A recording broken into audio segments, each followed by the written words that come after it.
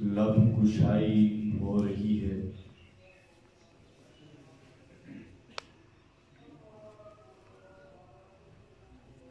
وہ ہے معراج مصطفیٰ صلی اللہ تعالی علیہ وآلہ وسلم۔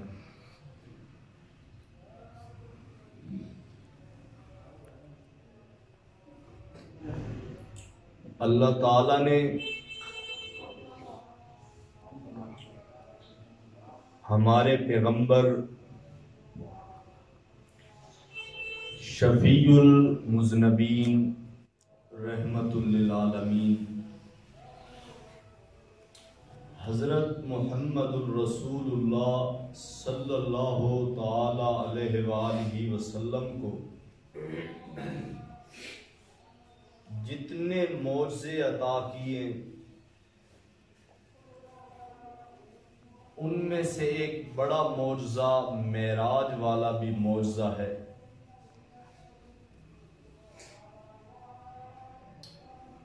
اللہ نے ہر پیغمبر کو وقت کے ساتھ ساتھ معجزے عطا کیے، لیکن جتنے بے شمار اور انگنت معجزے ہمارے پیغمبر کو عطا کیے، اتنے معجزے کسی پیغمبر کو اللہ نے عطا نہیں کیے۔ سرگودے کے ایک عالم نے کتاب لکھی،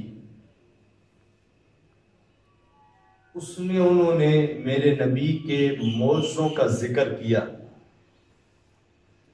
صرف ان معجزوں کا ذکر کیا جن معجزوں کا تعلق میرے نبی کی لعاب سے، اور اس کتاب میں انہوں نے 200 سے زیادہ معجزے وہ ذکر کیے جن کا صرف اور صرف تعلق میرے نبی کی لعاب سے ہے۔ کبھی میرے نبی کی لعاب کڑوے کنویں میں ڈالی جاتی ہے تو اللہ کڑوا کنواں میٹھا کر کے رکھ دیتا ہے، اور کبھی میرا نبی اپنی لعاب ابو بکر کی ایڑی پہ لگا دیتا ہے تو اللہ ابو بکر کی ایڑی سے زہر کے ڈنگ کو ختم کر دیتا ہے، زہر کا اثر ختم ہو جاتا ہے۔ اور کبھی میرا نبی اپنی لعاب حضرت علی حیدر کرار کی آنکھ پہ لگا دیتا ہے تو پھر حضرت علی کی آنکھ پھر پوری عمر کبھی نہ دکھے۔ یہ میرے نبی کے معجزے ہیں۔ سب سے بڑا معجزہ تو قرآن والا معجزہ ہے، لیکن ہمارا جو موضوع چل رہا ہے وہ ہے معراج، کہ اللہ نے اپنے محبوب پیغمبر حضرت محمد الرسول اللہ صلی اللہ تعالی علیہ وآلہ وسلم کو رات کے کچھ حصے میں، اللہ کا قرآن کہتے ہیں سبحان الذی اسری بعبدہ لیلا، اتنے لمبے سفر میں یا اللہ پوری رات لگ گئی؟ کہا نہیں، آدھی رات لگی ہوگی، نہیں، اللہ نے فرمایا لیلا، رات کے کچھ حصے میں ہم نے اپنے محبوب بندے کو، اپنے خاص بندے کو 7 آسمانوں کی سیر کروائی، ہم نے اپنے خاص بندے کو جہنم کا منظر دکھایا، جنت کے نظارے دکھائے، راتوں رات ہم نے سفر کروایا اپنے محبوب پیغمبر کو۔ اللہ کے محبوب پیغمبر، میں گزشتہ جمعے کا خلاصہ بیان کر کے اپنی بات کو آگے شروع کرتا ہوں۔ مکہ والوں نے جب ظلم و ستم کی انتہا کر دی میرے پیغمبر کے اوپر، حتیٰ کہ انہوں نے پابندی لگائی کہ آپ مکہ کی سرزمین پہ چل کے علل اعلان اللہ کی توحید کی دعوت نہیں دے سکتے، میرے پیغمبر کا دل بڑا پریشان ہوا، دل دکھا۔ اللہ کے محبوب پیغمبر بیت اللہ شریف کی جگہ نزدیک جو جگہ ہے حتیم، اس حتیم والی جگہ پہ آپ آرام فرما رہے ہیں۔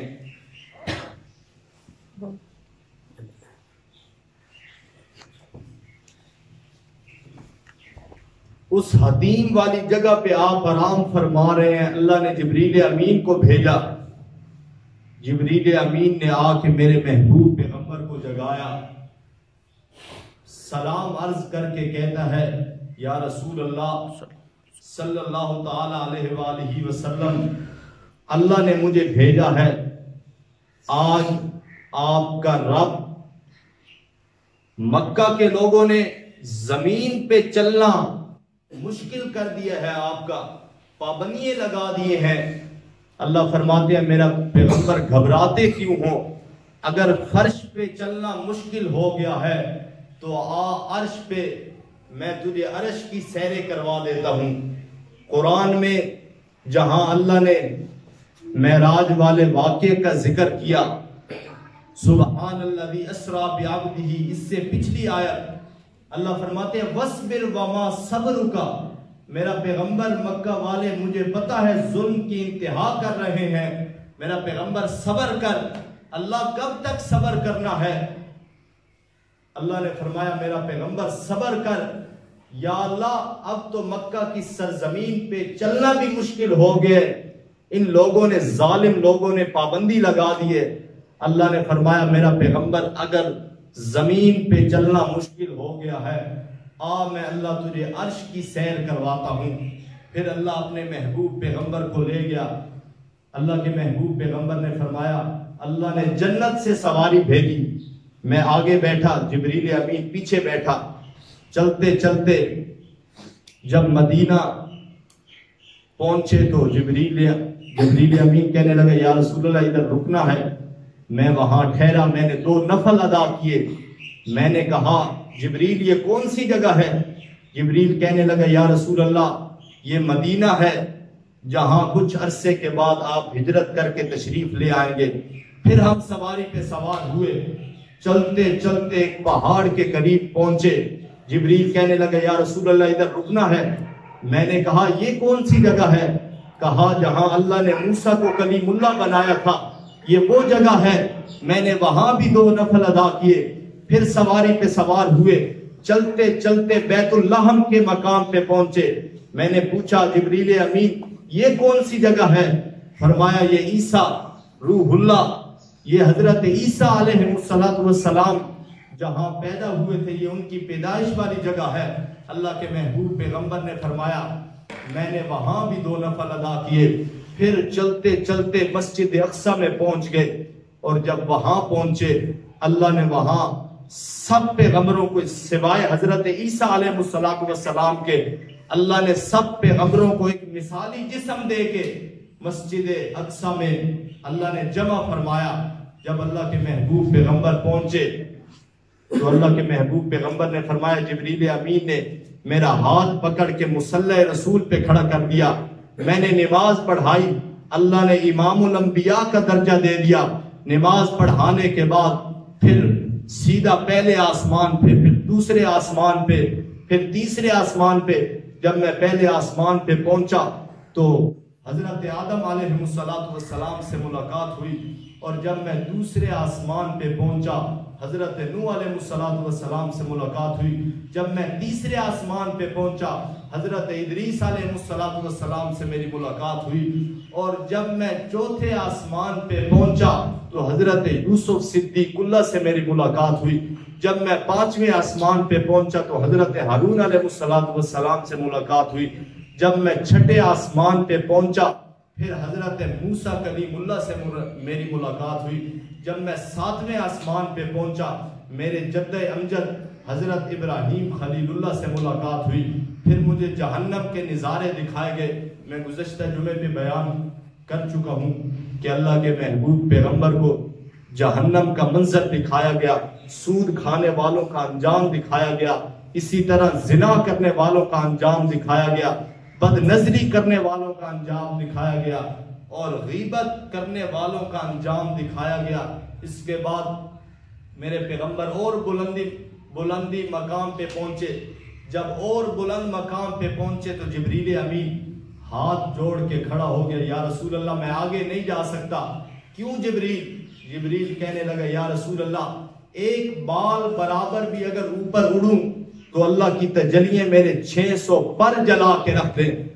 اللہ کے محبوب پیغمبر پریشان ہوئے کہ اب میں اکیلا رہ گیا ہوں۔ اوپر سے اللہ نے آواز لگائی آ جا میرا سوہنا پیغمبر۔ اللہ کے محبوب پیغمبر اور اوپر تشریف لے گئے اور پھر اللہ سے ملاقات ہوئی۔ اور ایک بات یہ بھی ذہن میں رکھنی ہے کہ آمنے سامنے فیس ٹو فیس ملاقات نہیں ہوئی۔ جب اللہ کے محبوب پیغمبر کی اللہ سے ملاقات ہوئی، اللہ کے محبوب پیغمبر نے فرمایا 70,000 پردوں کے درمیان اللہ رب العزت سے میری ملاقات ہوئی، اور اگر ایک پردہ بھی ہٹا دیا جاتا تو نیچے کوئی چیز قائم نہ رہتی۔ اور لوگوں کہنا یہ چاہتا ہوں کہ جہاں جبریل امین نوریوں کے سردار فرشتہ کی شان کی انتہا ہو جاتی ہے، وہاں محمد بشر محمد رسول اللہ صلی اللہ تعالی علیہ وآلہ وسلم کی شان کی ابتدا ہوتی ہے۔ پھر جب اللہ سے ملاقات ہوئی، اللہ نے فرمایا کیا لے کے آئے ہو میرا پیغمبر؟ میرے پیغمبر نے 3 تحفے پیش کیے۔ آج کا سبق ہمارا یہاں سے شروع ہو رہا ہے۔ وہ 3 تحفے کیا ہیں اور پھر اللہ نے کیا جواب میں تحفے دیے، وہ میں آپ کے سامنے بیان کر کے اجازت چاہوں گا۔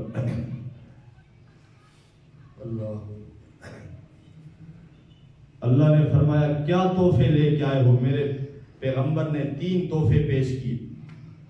فرمایا التحیات للہ والصلوات للہ والطیبات للہ۔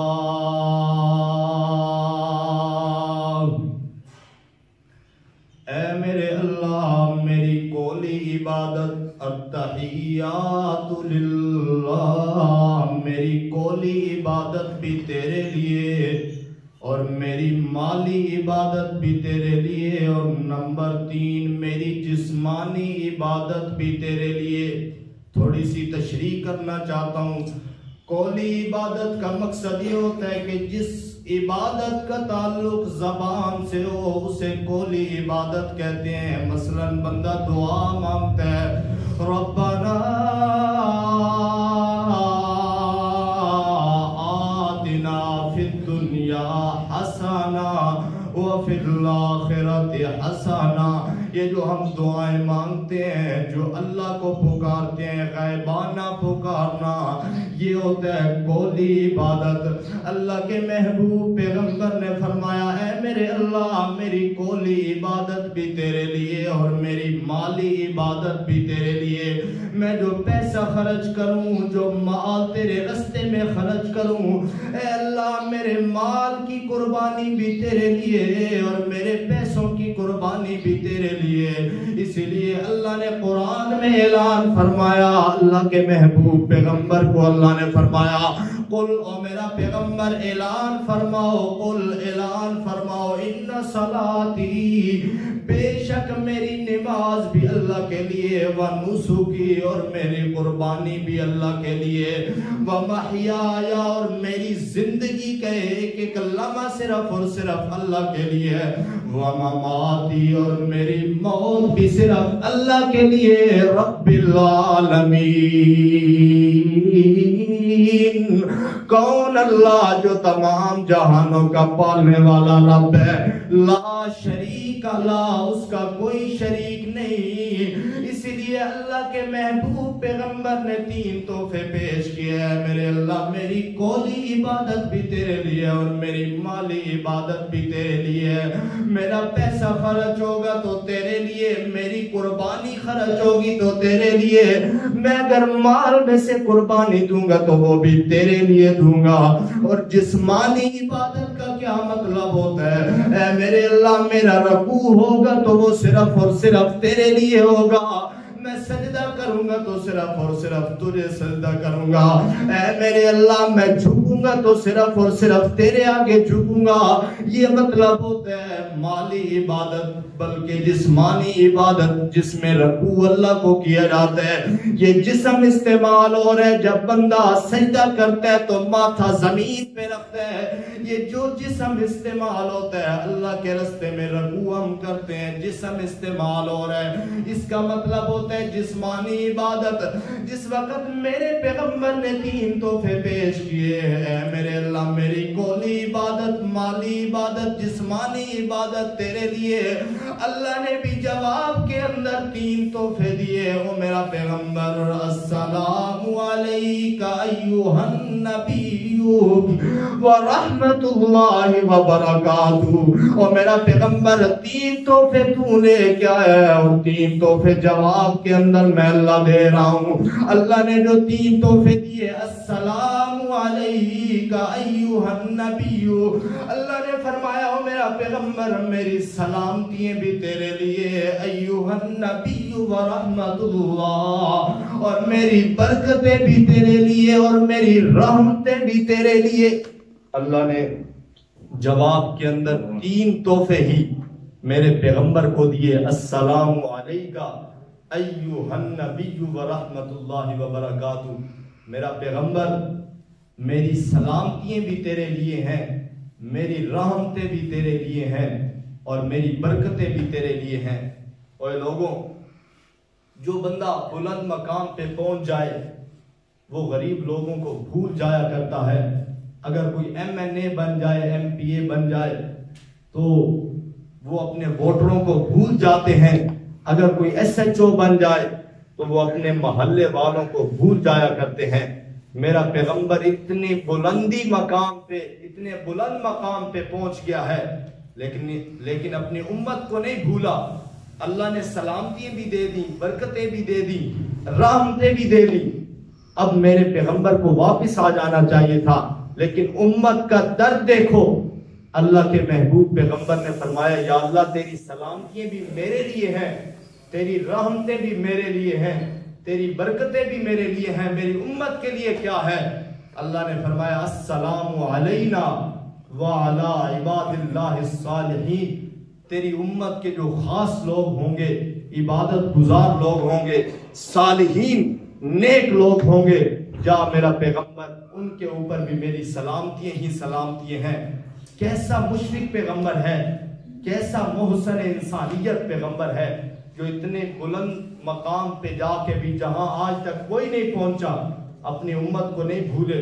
یا اللہ میری امت کے لیے کیا ہے؟ اللہ نے فرمایا میرا پیغمبر اگر اپنی امت کے لیے مانگتے ہی ہو، اگر اپنی امت کا اتنا درد ہے تو جاؤ جو آپ کی امت میں سے خاص لوگ ہوں گے، عبادت گزار وعلی عباد اللہ الصالحین، صلحاء لوگ ہوں گے، ان کے لیے بھی میری سلامتیاں ہی سلامتیاں ہیں۔ پھر اللہ نے 50 نمازوں والا تحفہ میرے پیغمبر کو عطا کی۔ کتنی نمازیں بولو؟ 50 نمازیں۔ 50 نمازوں والا تحفہ اللہ نے دیا۔ او میرا پیغمبر میں تیری امت کے اوپر 50 نمازیں فرض کر رہا ہوں۔ میرے پیغمبر 50 نمازیں لے کے آ رہے ہیں۔ رستے میں حضرت موسیٰ علیہ السلام سے ملاقات ہوئی۔ 1 منٹ یہاں میں اپنی بات کو روکنا چاہتا ہوں۔ جب میرے پیغمبر معراج کی سفر کے لیے تشریف لے گئے، اس وقت میرے پیغمبر زمین پہ نہیں تھے، اور جس وقت میرے پیغمبر آسمانوں پہ موجود تھے اس وقت زمین پہ نہیں، اور جس وقت زمین پہ موجود تھے اس وقت آسمانوں پہ موجود نہیں تھے۔ جو لوگ کہتے ہیں کہ اللہ کے محبوب پیغمبر ہر جگہ پہ حاضر ہیں، ناظر ہیں، حاضر کا معنی ہوتا ہے موجود ہونا، ناظر کا معنی ہوتا ہے دیکھنے والا۔ جن لوگوں کا عقیدہ یہ ہے کہ اللہ کے محبوب پیغمبر ہر جگہ پہ حاضر ناظر ہیں، ان سے پوچھا کرو مولوی صاحب یہ تو بتاؤ، اگر اللہ کے محبوب پیغمبر پہلے سے عرش پہ موجود تھے تو پھر معراج والے سفر کا کیا مقصد؟ اپنے عقائد پہ تھوڑی سی سی دلیلیں دینا چاہتا ہوں. یہ پہلی سورت ہے, سورت کا نام ہے سورت الفاتحہ, ساتھ لکھا ہوا ہے مکیہ. اگلی سورت کا نام ہے سورت البقرہ, مدنیہ. کیا مطلب؟ جو ہجرت سے پہلے مکہ شریف میں قرآن پاک نازل ہوا ان کی نسبت مکہ کی طرف ہو گئی, اور جو ہجرت کے بعد قرآن پاک مدینہ شریف میں نازل ہوا اس کی نسبت مدینہ کی طرف ہو گئی. اور لوگوں پنڈ دادن خان کے مسلمانوں, قرآن پاک کی صورتیں بھی یہ بتاتی ہیں کہ اللہ کے محبوب پیغمبر جس وقت مکہ میں تشریف فرما تھے اس وقت مدینہ میں نہیں تھے, اور جس وقت مدینہ میں تشریف فرما تھے اس وقت مکہ میں تشریف فرما نہیں تھے. اللہ کے قرآن نے بھی یہ بتایا, اور 27ویں پارے میں اللہ فرماتے ہیں ما یکون من نجوا ثلاثة الا هو رابعهم ولا خمسة الا هو سادسهم ولا من ذلك ولا اکثر الا هو معهم اینما كانوا. اللہ فرماتے ہیں لوگوں جہاں تم 3 لوگ موجود ہوتے ہو, مشورہ کر رہے ہو, میٹنگ کر رہے ہو, من نجوا ثلاثۃ, جہاں تم 3 لوگ جمع ہوتے ہو, الا هو رابعهم, وہاں چوتھی اللہ کی ذات تمہارے ساتھ موجود ہوتی ہے, اور ولا خمسۃ, اور جہاں 5 لوگ موجود ہوتے ہیں, اور جہاں 5 لوگ آپس میں بیٹھ کے میٹنگ یا مشورہ کر رہے ہیں اللہ فرماتے الا هو سادسهم, وہاں چھٹی اللہ کی ذات بھی تمہارے ساتھ موجود ہوتی ہے, ولا ادنی من ذلك ولا اکثر الا هو معهم اینما كانوا. اللہ فرماتے ہیں اے لوگوں تم زیادہ ہو یا تھوڑے, ہر وقت اور تمہارے ساتھ, تم اندر ہو یا باہر, ہر وقت تمہارے ساتھ اللہ کی ذات موجود ہوتی ہے. اگر اللہ کے محبوب پیغمبر بھی ہر جگہ پہ حاضر اور ناظر ہوتے, اللہ فرماتے ہو میرا پیغمبر, اللہ قرآن میں کہتے ہوئے لوگوں جہاں 3 لوگ موجود ہوتے ہیں وہاں چوتھی میرے پیغمبر کی ذات ہوتی ہے, اور 5ویں میں اللہ کی ذات وہاں موجود ہوتی ہے. نہیں, اللہ نے مسئلہ ہی حل کر دیا. اللہ فرماتے ہیں جہاں 3 لوگ موجود ہوتے ہیں وہاں چوتھی اللہ کی ذات موجود ہوتی ہے, اور جہاں 5 لوگ موجود ہوتے ہیں وہاں چھٹی اللہ کی ذات موجود ہوتی ہے. پھر اللہ نے حد کر دی سمجھانے کی.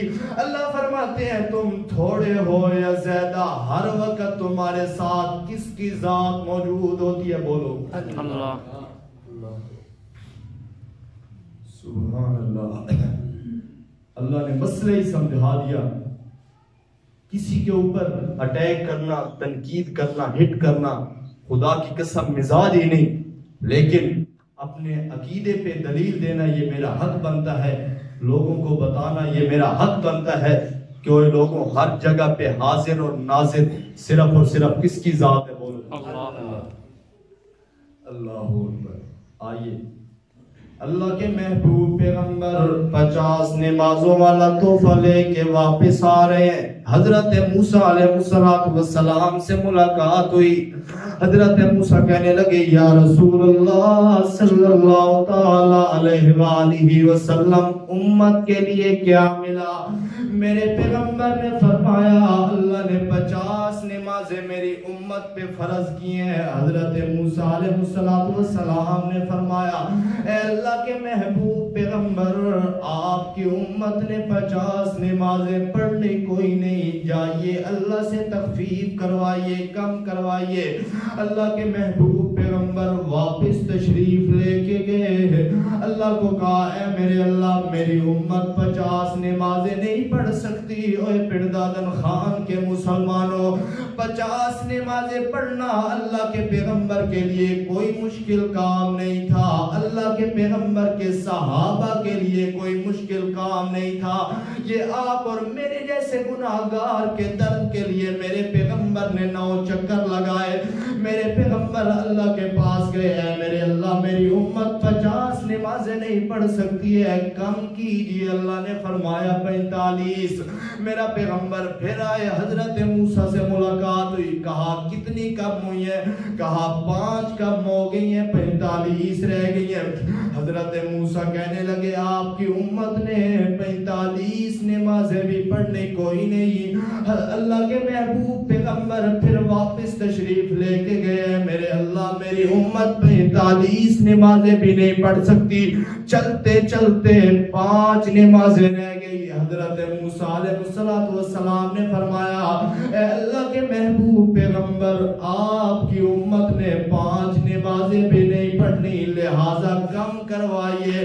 अल्लाह ने फरमाया मेरे पैगंबर को जिस वक्त हजरत मूसा ने कहा या रसूल अल्लाह 5 नमाजें भी आपकी उम्मत नहीं पढ़ेगी, कम करवाइए, मेरे पैगंबर ने फरमाया अब मुझे वापस जाते हुए शर्म आती है, 5 नमाजें करके कम हो रही हैं। ऐसे ना हो कि अल्लाह फरमाए 5 नमाजें भी खत्म हो गई हैं, मैं अपनी उम्मत के लिए 5 नमाजें तो लेके जाता हूँ। अब लोगों ने, मौलवियों ने क्या किया? कहने लगे जी हजरत मूसा अलैहिस्सलाम का इल्म देखो, वो जानते थे कि उम्मत मोहम्मद रसूलुल्लाह 50 नमाजें नहीं पढ़ सकती, और हजरत मूसा का इतना इल्म है तो फिर अल्लाह के महबूब पैगंबर तो आलिमुल गैब है। नहीं, हजरत मूसा अलैहिस्सलाम आलिमुल गैब नहीं थे, उन्होंने उम्मत मोहम्मद रसूलुल्लाह को अपनी उम्मत पे कियास किया था। अल्लाह ने हजरत मूसा अलैहिस्सलाम की उम्मत को हुक्म दिया एक गाय मेरे रास्ते के अंदर ज़बह करो। हजरत मूसा की कौम कहने लगी ए मूसा अपने रब से पूछ उस गाय का रंग कैसा होना चाहिए। अल्लाह ने फरमाया अवानुम बैन ज़ालिका फफलू मा तुमरून, न ज़्यादा सख्त हो न ज़्यादा पीला हो न ज़्यादा सख्त हो, रंग जो वो दरमियाना रंग होना चाहिए कि देखने में खूबसूरत नजर आए। अल्लाह के महबूब पैगंबर हजरत मूसा अलैहिस्सलाम ने अपनी उम्मत को बताया। उम्मत कहने लगी अल्लाह से पूछो कि उस गाय की उम्र कितनी होनी चाहिए, फिर भी जवाब आ गया। फिर उम्मत कहने लगी अल्लाह से पूछो कि वो गाय क्या काम करती हो। सवाल करते करते 40 साल गुजर गए। 40 साल के बाद हजरत मूसा अलैहिस्सलाम की उम्मत ने 40 साल के बाद अल्लाह के रास्ते में गाय ज़बह की। इसलिए हजरत मूसा अलैहिस्सलाम ने सोचा कि मेरी उम्मत ने अल्लाह का हुक्म पूरा करने के लिए 40 साल लगाए थे, और उम्मत मोहम्मद रसूलुल्लाह दिन में 50 नमाजें कैसे अदा करेगी। इसलिए हजरत मूसा अलैहिस्सलाम ने कहा अल्लाह के महबूब पैगंबर आपकी उम्मत 5 नमाजें भी नहीं पढ़ सकती। अल्लाह के महबूब पैगंबर ने फरमाया ए मूसा मुझे वापस जाते हुए शर्म आती है। अल्लाहु अकबर, अब मुझे वापस जाते हुए शर्म आती है, लिहाजा मैं ये 5 नमाजें तो अपनी उम्मत के लिए लेके ही जाऊंगा।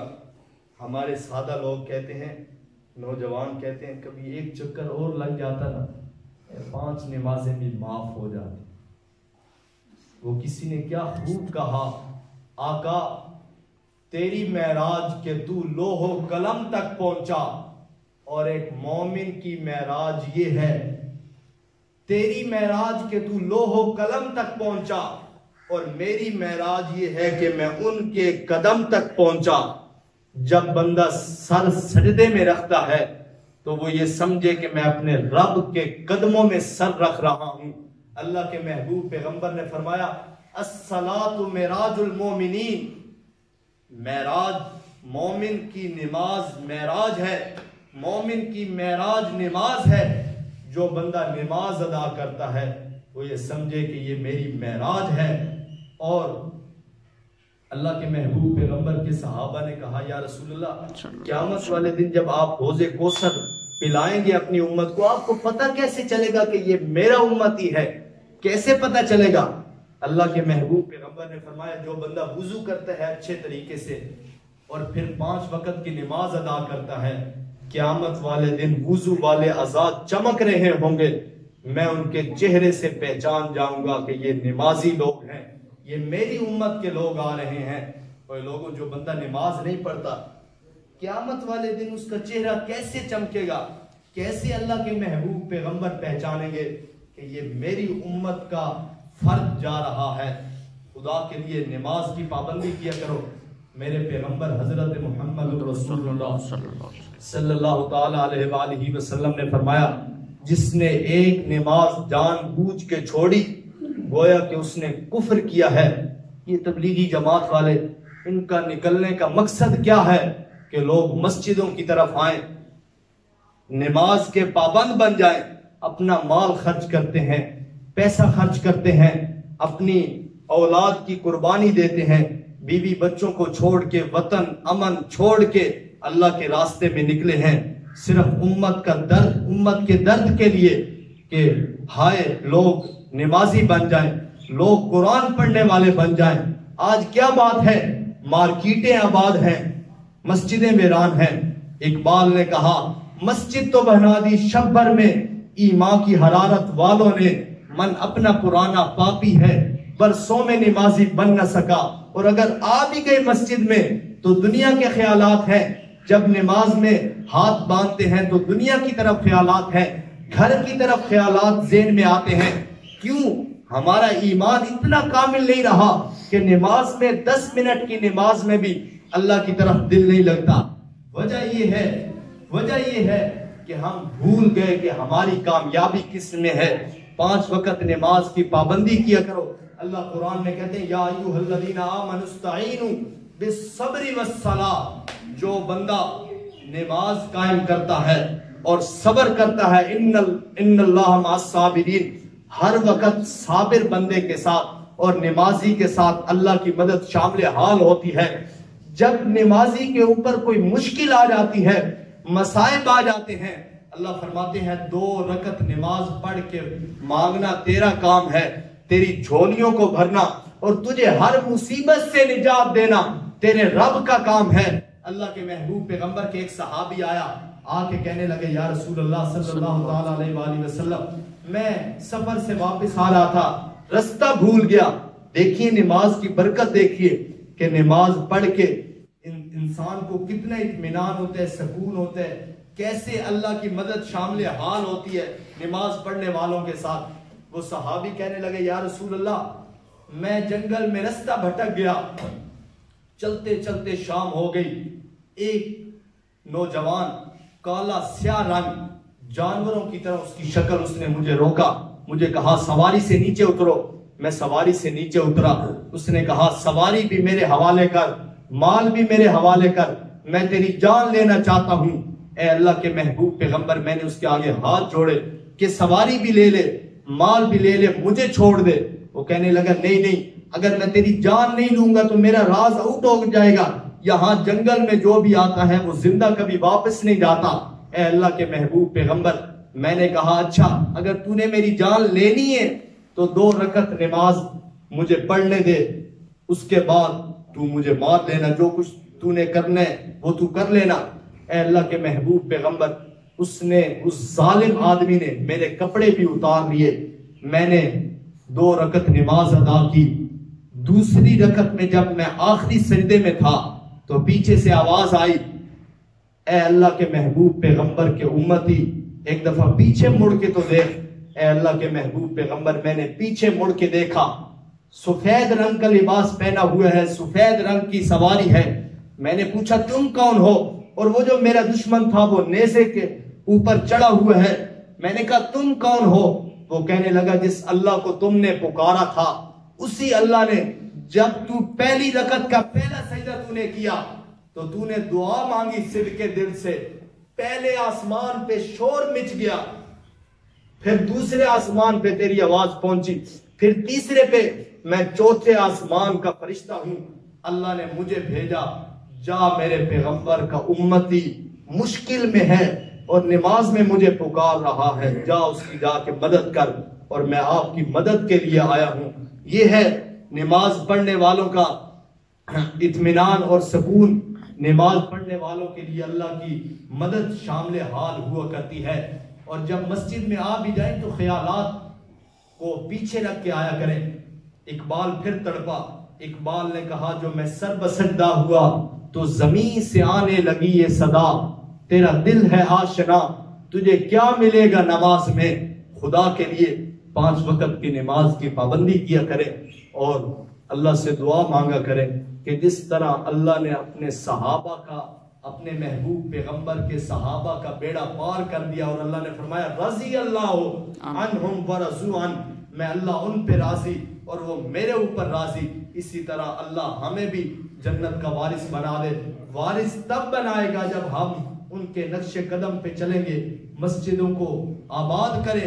یہ جو کرونا وائرس کی بیماری آئی ہوئی ہے، میں حیران ہوں کہ اللہ کے محبوب پیغمبر نے فرمایا جو مصیبت، جو پریشانی اللہ کی طرف کھینچ کے لے کے آئے وہ امتحان ہے، اور جو مصیبت، جو عذاب، جو مشکل اللہ سے دور کر دے وہ سمجھ لو کہ وہ اللہ تعالیٰ کا عذاب ہے۔